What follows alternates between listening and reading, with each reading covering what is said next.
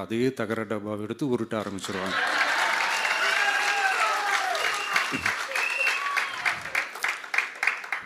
பவளவிழா பாப்பாவுக்கு வேற என்ன தெரியும்?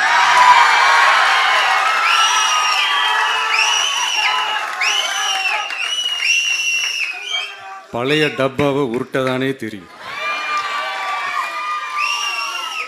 அதுக்காக நாம் அவங்க பண்ணுற தப்பெல்லாம் சொல்லாமல் வெளியே சொல்லாமல் இருக்க முடியுமா? சொல்லுவோம், சொல்லிக்கிட்டே இருப்போம்.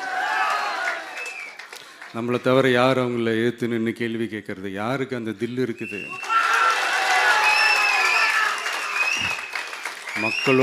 மக்களோட ஒரே பிரதிநிதி நாம் மட்டும்தான்.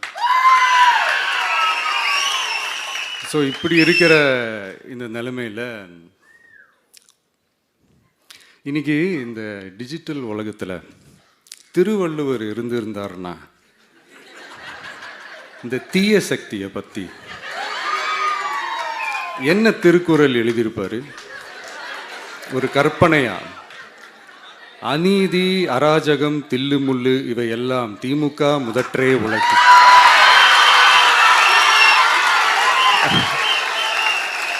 ஒரு கற்பனையா?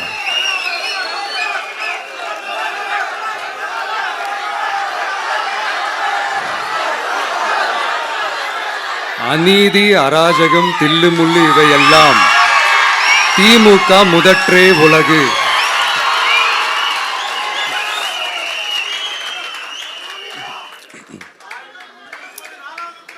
அடுத்து இந்த என்னப்பா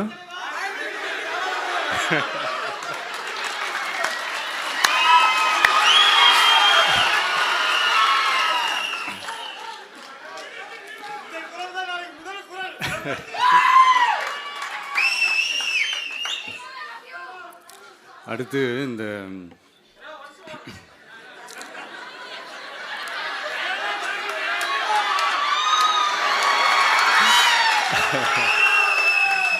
சொல்லிட்டேன், 2 வாட்டி சொல்லிட்டேன். அநீதி, அராஜகம், தில்லுமுள்ளு இவையெல்லாம் திமுக முதற்றே உலகு.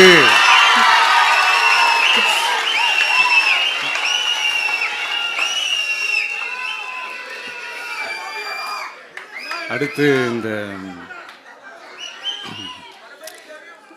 இந்த மும்முனை போட்டி, 4 முனை போட்டி அப்படிலாம் சொல்கிறாங்களே, சரி அவங்கள பொறுத்த வரைக்கும் அப்படியே இருக்கட்டும். அதில் மாபெரும் மக்கள் சக்தியாக நம்ம அணி ஒரு பக்கம், அடுத்து திமுக தலைமையில் மற்ற கூட்டணி கட்சிகள்